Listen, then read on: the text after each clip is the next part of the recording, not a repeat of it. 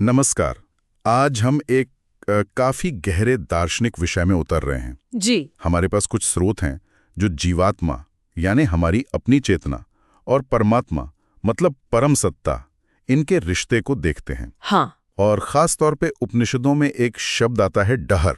हम उस पर थोड़ा ध्यान देंगे। जी हाँ, डहर। मकसद ये समझना है कि भाई इन स्रोतों के हिसाब से आत्मा का असली स्वभाव क्या है और मुक्ति उसका क्या मतलब निकलता है। बिल्कुल। और ये स्रोत जो है वो इशारा करते हैं कि डहर शब्द असल में परमात्मा के लिए ही है। परमात्मा के लिए? हाँ। और जब इसी कॉन्टेक्स्ट में मतलब इसी संदर्भ में जीवात्मा की बात होती है तो उसका लक्ष्य सिर्फ परमात्मा की परिभाषा देना नहीं है। अच्छा। बल्कि ये दिखाना है कि जीवात्मा वो परमात्मा से जुड़कर ही अपने असली स्वरूप को पाती है, जिसे स्रोत आविर्भूत स्वरूप कहते हैं। आविर्भूत स्वरूप मतलब जो स्वरूप प्रकट होता है। हाँ बिल्कुल, जो मुक्ति में पूरी तरह से खिलता है, प्रकट होता है। लेकिन एक सवाल मन में आता है, डहर का मतलब तो छोटा या सूक्ष्म होता है ना? जी।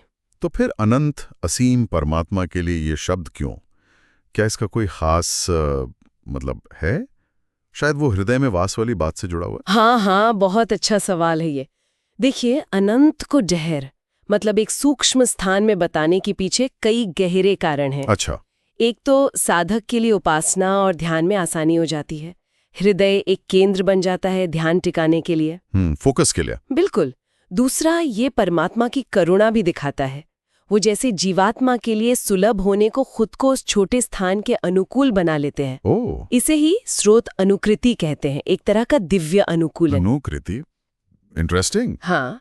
और तीसरा, जैसा आपने गीता का जिक्र किया भी, ईश्वरः सर्वभूतानां हृद्देशे अर्जुन तिष्ठति। हाँ, गीता में तो स्मृति ग्रंथ के इसी तरफ इशारा करते।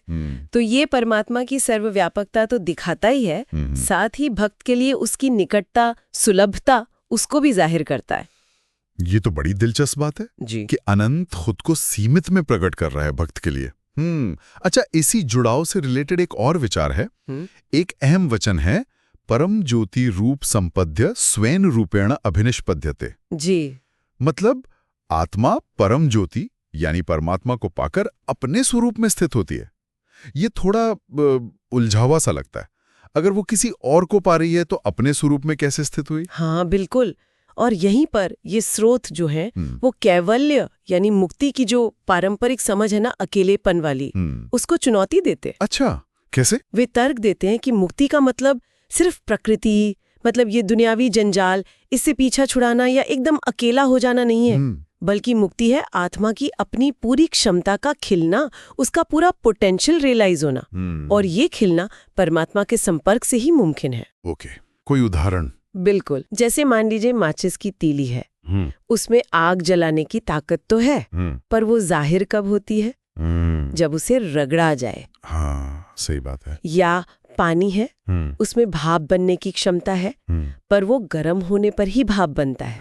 ठीक है। ठीक वैसे ही आत्मा की परमात्मा के आनंद को महसूस करने की जो क्षमता है, उसका वो आविर्भूत स्वरूप, वो उसका अपना ही गुण है, अपना ही स्वरूप है, जो परम ज्योति के संपर्क में आने पर ही प्रकट होता है। अरे, तो ये तो कैवल्य की पूरी परिभाषा ही बदल रहा है। लेकिन फिर भी कैवल्य शब्द का जोर तो केवल या अकेले पर है। हाँ है। अगर आत्मा परमात्मा से जुड़ गई तो वो अकेली कहाँ रही फिर?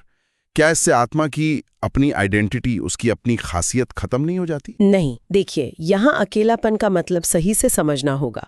स्रोत कहते हैं कि कैवल्य में आत्मा प्रकृति के बंधनों और उसकी दखलंदाजी से अकेली होती है। अच्छा, प्रकृति से अकेली? हाँ, प्रकृति से पूरी तरह मुक्त। ये परमात्मा से अलगाव या अकेलेपन नहीं है।